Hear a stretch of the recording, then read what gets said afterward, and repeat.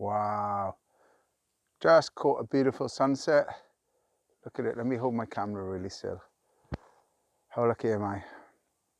After having a really tough week, fixing my van, doing the brakes. Just come out for a quick walk with the dogs. And like 2 minutes, take this amazing view in. I'm gonna miss this, but hey, I want to see my family for Christmas. And if I can get my van sorted this week, it's only the money to get home then. Titi, what are you doing? Oh, she's playing with a stone. You playing with a stone? Yeah? You still haven't grown up, have you? Look at that. Beautiful. I'm going to take some pictures now. Man, so this is it. This is where I'm at. I spent a whole week messing around trying to fix the van's brakes and managed to get all of that done. On Monday, I get my van towed over to my friend's mechanic's place and fit in another engine into my van. And if all goes well, I'll have an engine in my van, a working vehicle. I only have to replace the windscreen and insurance, tax, etc., MOT, which I'm sure it'll fly through the MOT because now it's got all good brakes and everything else. It shouldn't be a problem. And the next thing will be then just getting the damn thing home and spending some time with my family and friends. Okay, so feeling really upset today, up, down, left, right, back, forth. So I forced myself to do some training, trained really hard, then come out for the walk with the dogs, and it just lifted my spirits. I'm feeling a lot better now. I've got a lot of anxiety about, what I'm going to be doing, where I'm going to be and stuff like that, but that'll all sort itself out when I actually,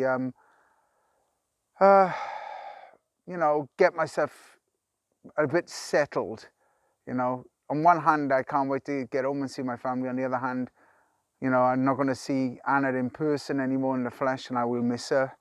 But maybe we need some space from each other just to really work out what we truly want over the next 6 months to a year, and let's see what happens. So I just got to trust whatever will be, whatever won't. As they say, you can't make love happen, you can't break love. When love is there, you can't break it, but you can't make it either. If someone truly and utterly is meant to be with you, they are, and if they're not, they're not. Nothing you can do by begging, pleading, or forcing the situation is going to change that. The only thing that's going to actually make that happen is the fact that it's meant to happen. So sending some love from this, beautiful spot. I'll just walk out a bit further on this little bit of a boat pier and share the view with you. Some swans are over there in the distance. They're getting ready to migrate as well.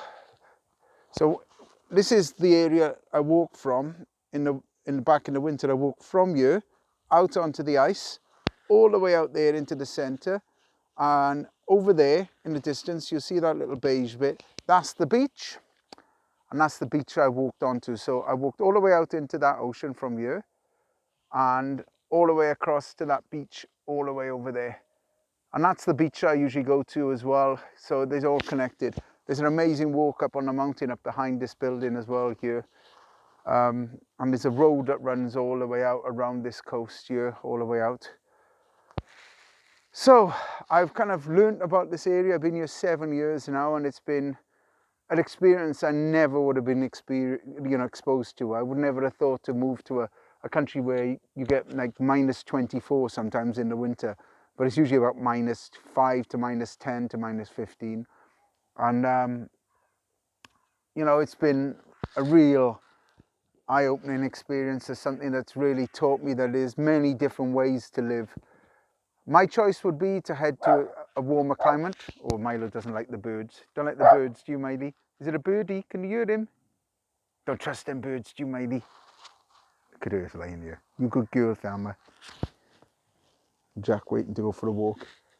So, for me, I love the south of France. I love, around the Pyrenees area, up around the mountains, heading over to Spain.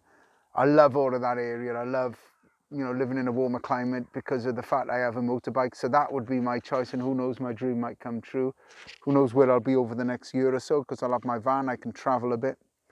But the truth is, you know, I've been truly grateful for this experience. As tough as it's been, it's really taught me that, you know, to come up here in the summer, most people like wouldn't ever think about visiting this in the winter, but I would strongly recommend, if you get a chance to visit a place in Sweden, get up the north and head around, you know, the mountain areas, and there's some national parks around Oceansvik.